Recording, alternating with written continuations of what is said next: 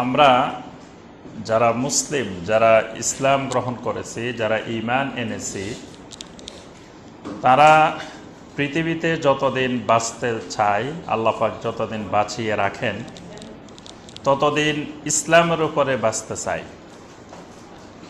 আর যখন আমাদের মৃত্যু আসবে তখন আমরা ঈমান নিয়ে মরতে চাই। এটা আমাদের সবারই মনের প্রাণের তামান্না।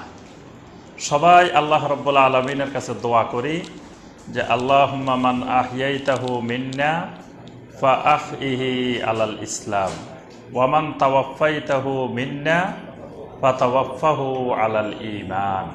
যে হে আল্লাহ, আমরা দুনিয়া যতদিন বেঁচে থাকি আমাদেরকে যতদিন আপনি বাঁচায় রাখেন ইসলামের উপরে বাঁচায় রাখেন, আর দুনিয়া থেকে যখন বিদায় নিব, মৃত্যু এসে যাবে, আমাদেরকে ঈমানের উপরে মৃত্যু দান করেন। তাহলে আমরা মরতে চাই, দুনিয়া থেকে যেতে চাই ঈমানটা নিয়ে। কেন ঈমানটা নিয়ে মরতে চাই, ঈমান নিয়ে যেতে চাই? কারণ ঈমানটা নিয়ে গেলে জান্নাত পাওয়া যাবে, জাহান্নাম থেকে মুক্তি পাওয়া যাবে। ঈমানের বদৌলতে আল্লাহ রাব্বুল আলামিন জান্নাত দিবেন এবং জাহান্নাম থেকে মুক্তি দিবেন। এখানে আমরা দোয়া করার সময় কিন্তু বলি যে ফাতাওয়াফাহু আলাল ঈমান, ঈমানের উপরে মৃত্যু চাই। আমলের কথা কিন্তু বলি না যে আল্লাহ ঈমান এবং আমলের উপরে মরতে চাই, এটা বলি না। ঈমানের উপরে মরতে চাই, কারণ ঈমান বিশুদ্ধ হইলে ঈমানেরই ফল, ঈমানেরই বাস্তব প্রতিফলন হলো আমল। যার ঈমান যত মজবুত হবে তার আমল তত মজবুত হবে, যার ঈমান যত শক্তিশালী হবে তার আমল তত শক্তিশালী হবে, যার ঈমান যত দুর্বল হবে তার আমল তত দুর্বল হবে। এই জন্য আসলে চিকিৎসা করতে হবে ঈমানের, আমলের না। কিন্তু আমাদের সমস্যা হয়েছে আমরা ঈমানের চিকিৎসা বাদ দিয়ে আমলের চিকিৎসা করি। একজন রোগী জ্বর হয়েছে, জ্বর, তো জ্বর কিন্তু মূল কোনো রোগ না, অন্য রোগের উপসর্গ। যে আমার অন্য একটা সমস্যা হয়েছে শরীরে, ওইটার উপসর্গ দেখা দিছে জ্বর। তো যিনি অভিজ্ঞ ডাক্তার, যিনি বিশেষজ্ঞ ডাক্তার, তিনি কিন্তু আমার জ্বরের চিকিৎসা করবেন না। তিনি চিকিৎসা করবেন হয় আমার ব্লাড টেস্ট করতে দিবেন, বিভিন্ন পরীক্ষা নিরীক্ষা দিবেন যে আমার অন্য কোনো এক জায়গায় সমস্যা হয়েছে, ওই সমস্যাটার প্রতিফলন জ্বরের মধ্যে দেখা দিছে, জ্বরের মাধ্যমে এটা দেখা যাচ্ছে। ঠিক একজন হাতুড়ে ডাক্তারের কাছে গেলে তিনি কিন্তু জ্বরের 3-4 রকমের ওষুধ দিয়ে দিবেন, যে তিনি মনে করবেন যে এটাই রোগ। তা আমাদের আসলে আমলের রোগ না, আমাদের রোগ হলো ঈমানের। আর ঈমানের রোগ হওয়ার কারণে, ঈমান অসুস্থ হওয়ার কারণে আমাদের আমল খারাপ হয়ে গেছে। আজকে আমাদের মুসলিমদের নৈতিক চরিত্র এমন পর্যায়ে গিয়ে পৌঁছছে, মানে আমরা দেখলে অবাক লাগে যে একজন মুসলিম আরেক মুসলিমকে মেরে ফেলতেছে, হত্যা করতেছে। এক মুসলিম আরেক মুসলিমের সাথে ধোঁকাবাজি করতেছে, প্রতারণা করতেছে, মিথ্যা কথা বলতেছে, সালাত কায়েম করতেছে না। এই যে আমলের বিপর্যয়, এই আমলের বিপর্যয়ের মূল কারণ ঈমানী বিপর্যয়। ঈমানের সমস্যা দেখা দেওয়ার কারণে এই সমস্যাগুলো আমলের মধ্যে বাস্তব জীবনে আমরা দেখতে পাই।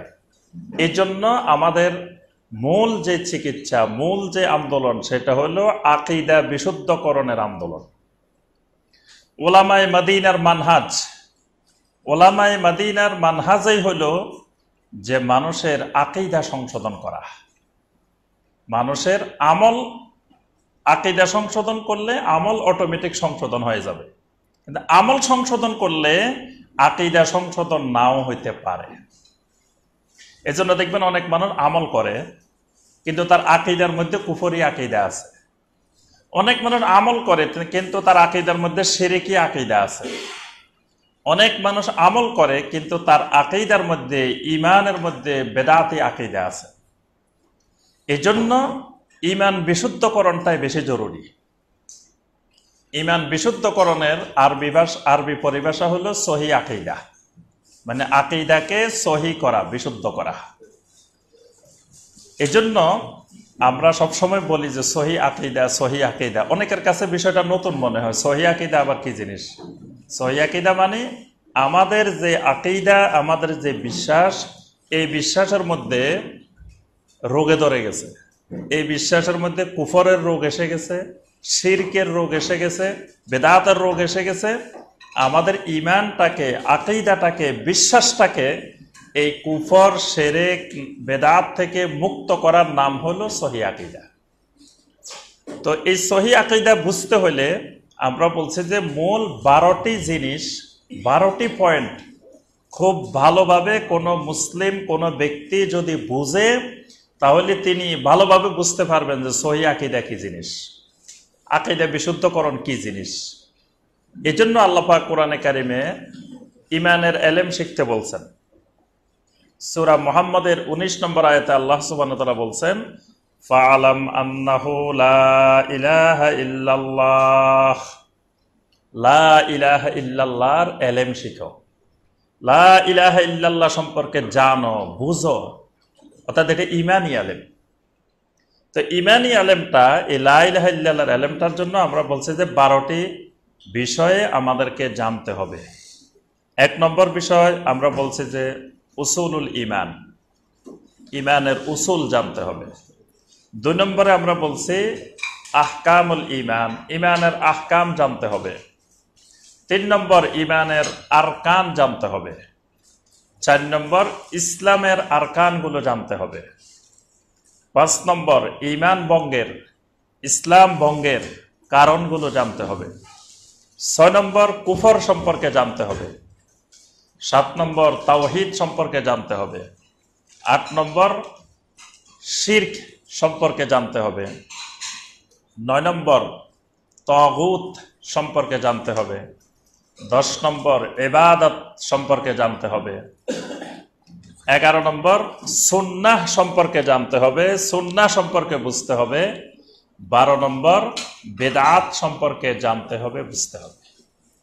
এই 12টি বিষয় যদি কোনো ব্যক্তি ভালো করে জ্ঞান অর্জন করে, তাহলে এই ব্যক্তির আকীদা বিশুদ্ধ হবে। এই ব্যক্তির ভিতরে কখনো আর কুফর ঢুকবে না, শিরক ঢুকবে না, বেদাত ঢুকবে না।